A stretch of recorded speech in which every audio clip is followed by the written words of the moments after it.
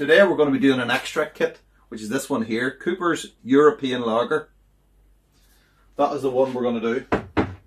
So for those of you who haven't seen this channel before, don't know who I am, it doesn't really matter who I am. The point is, I've been doing all grain now since 2016, I think. And then before that I was doing kits exactly like this one. In fact, this was the second kit I ever did. It was around, I think it was around about the start of 2015 when I did the Cooper's kit for the first time.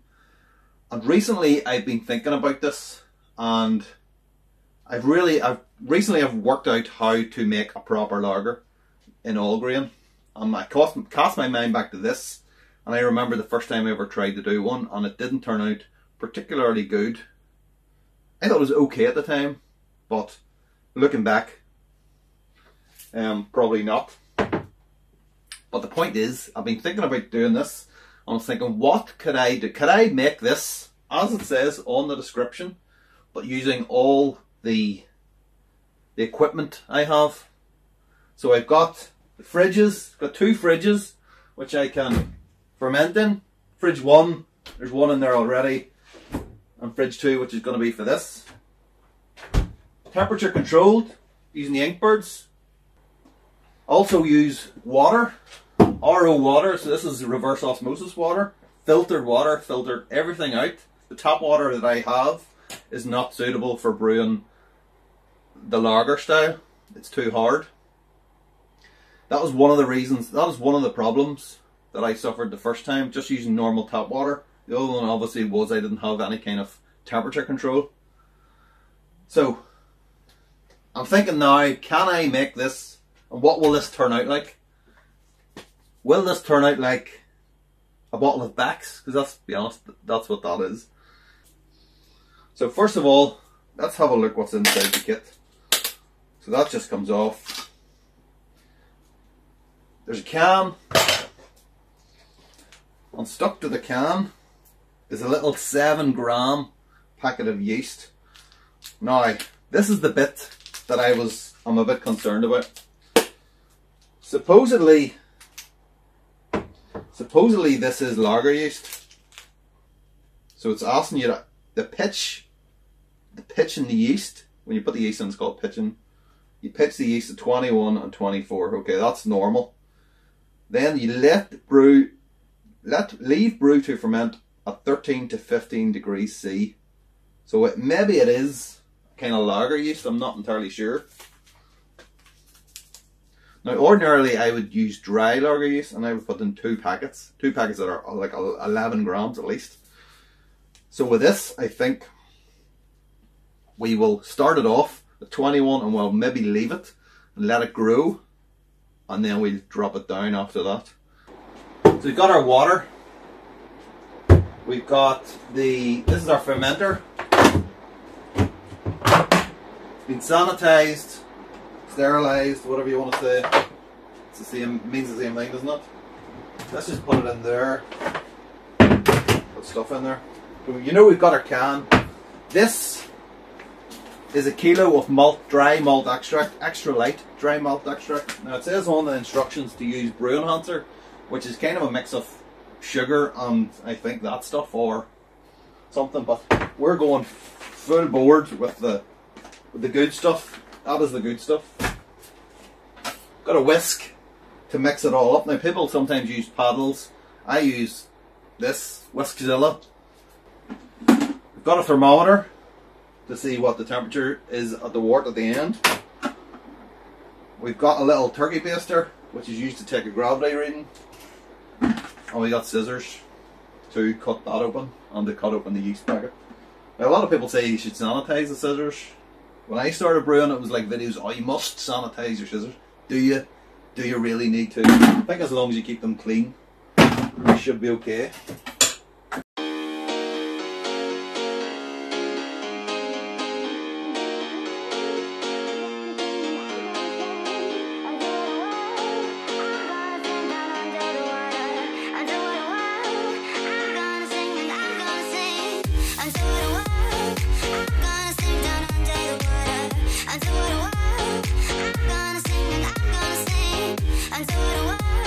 I'm gonna sing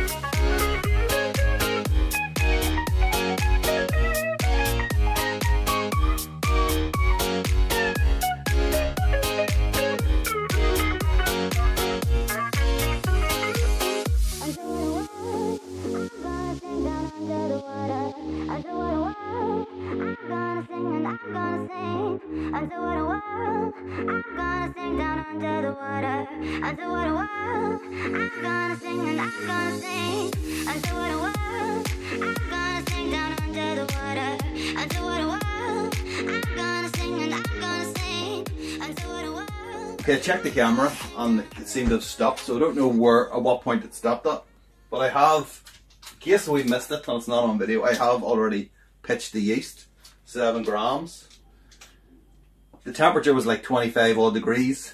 It says 21 and 24 before you pitch, but 25 is fine in my book. So we put that in there. We took a gravity reading, which is, it looks about 1040, which is 1.040.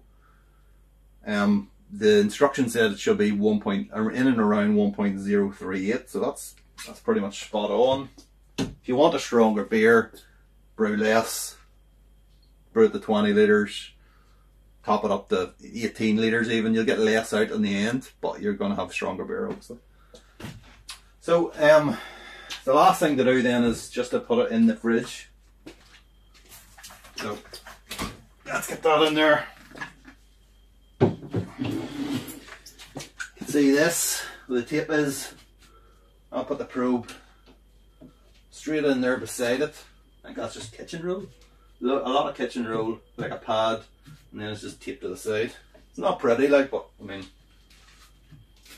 it works. That's in there, that'll go to that. The signal to tell it what temperature it is. As close as you can get without actually putting the probe in. And then it's set for like one temperature, so if it thinks it's 15 degrees, it'll put the heat on.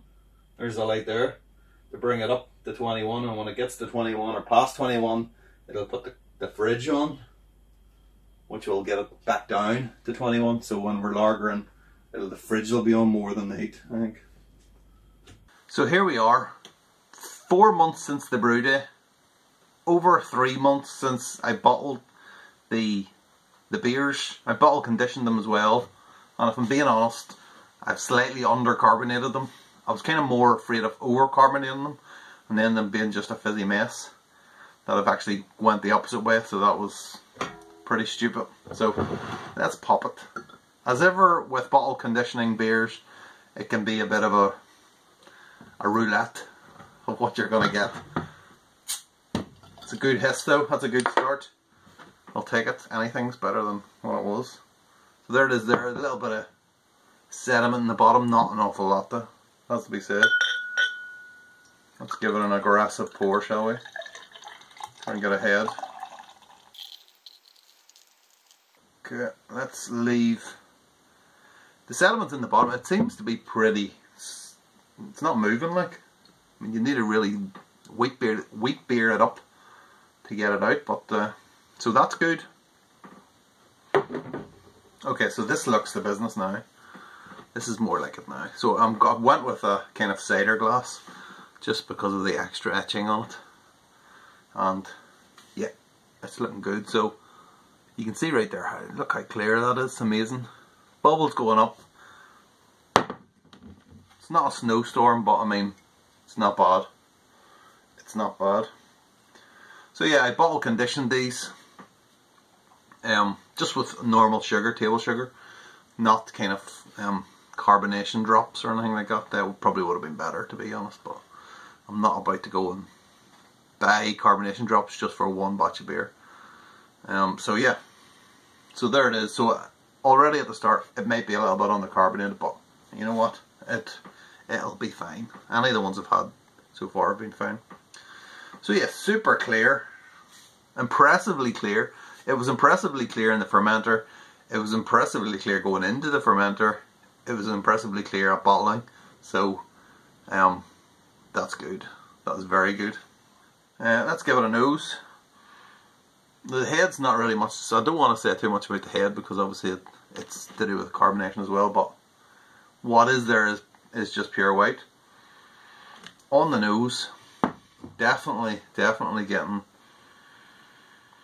getting kind of floral notes, kind of herby kind of notes, a little aroma of like malt as well there. It smells like a lager. It does smell like a lager. Okay, so far so good. and going in. Cheers.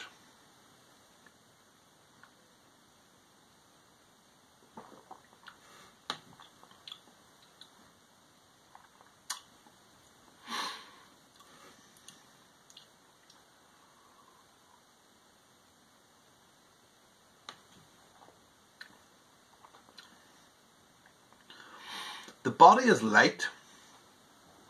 The body is light, but it's not quite crisp, is the word people always use to describe lagers. Crisp and clean. It is clean. The body's light. It's not quite crisp. I think possibly, you know, the lager yeast we used, which was just a kit yeast, I think it's done a good job here. But I think you can do better, you can do better, but premium yeast. So yeah, light body, really easy to drink. There's a little bit of bitterness on the back end after it goes down. It's coming up now.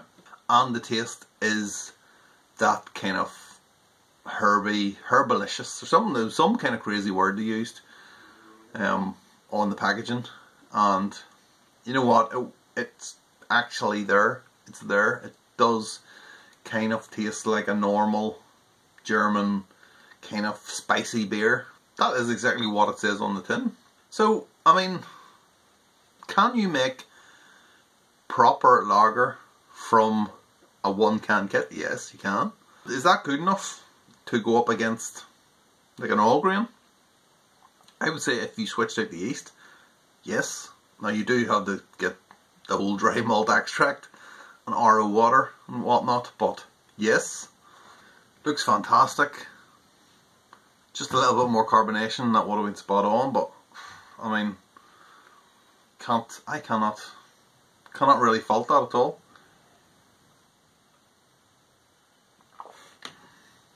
When I tried this, I've been kind of trying this throughout the whole process.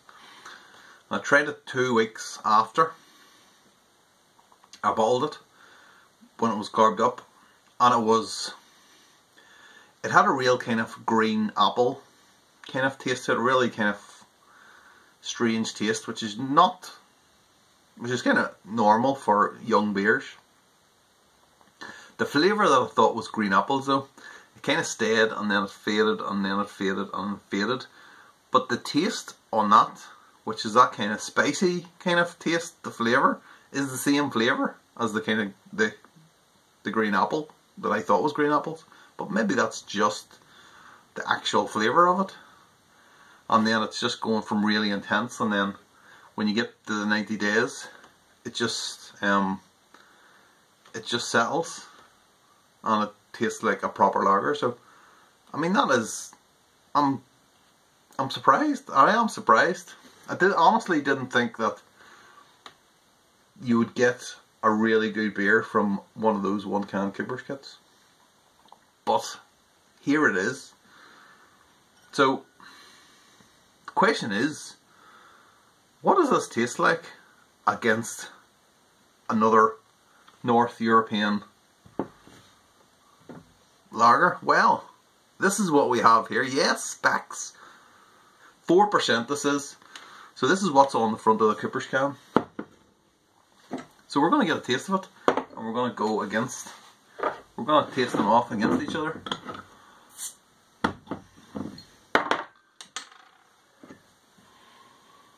I mean, already it just smells more intense than that one.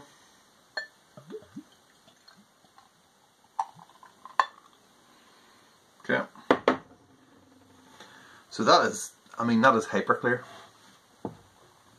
That one's clear, but that one is like crazy hyper clear. But I mean, that's most likely filtered. So the nose is definitely more kind of spicy, more intense.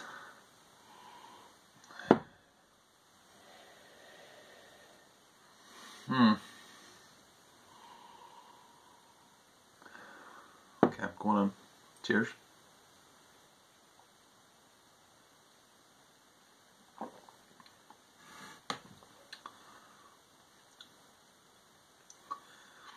It's a different beer, that's for sure. The taste is not a million miles away from this one. It's not a million miles away. It kind of, it's definitely in the same ballpark. Most likely because of the hops. This one is definitely very crisp and clean. It actually almost tastes a bit, it tastes like it's a little tiny note of corn or something in there, but it can't be corn because it's, you know, German and they have the Reinheitsgebot. Just barley malt and hops. So it's probably not that, but maybe it's something else. Maybe it's a little bit of diacetyl, would it be? Do you think? I'm not sure. It's in the same ballpark, but this is obviously kind of a professional product. I'm impressed with the kit. Would I do it again?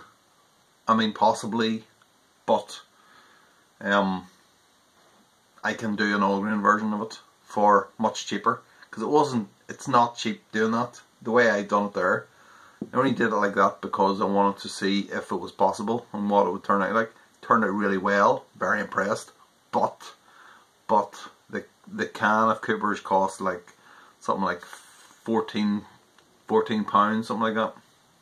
Delivery charge as well too to get it here. The malt extract was like another £6. If you wanted to do it with a good yeast, that will be another couple of pounds probably. 34.70 probably is the one to go for, and that's like the guts of £4, isn't it, these days? The RO water, I'm not even talking about the cost of the water or anything like that, or even electricity, but I mean that's kind of mounting up. That is a lot more than what you would spend for an all grain. So would I do it again? Probably not, but I would definitely I definitely want to do more extract kind of beer kits type of thing, because they're good. They are good when you treat them with respect, which is I think what I've done with this one. Even with the kit yeast, you know, the kit yeast that everyone throws away, I actually used that and it turned out really good. So there you are on that bombshell.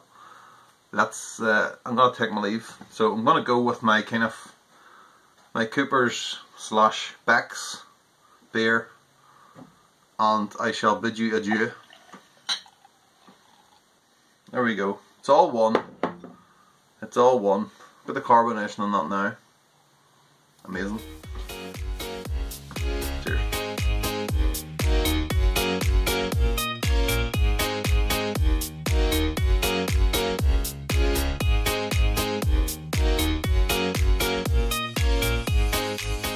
So it is definitely completely finished as per the guidelines, as per the recipe, as per the instructions, I think is the word I'm groping for there. That's fucking hell, look at that. It's just dead in the glass. Fuck me. Okay. There's one more, I've got one more, I'm going to try one more.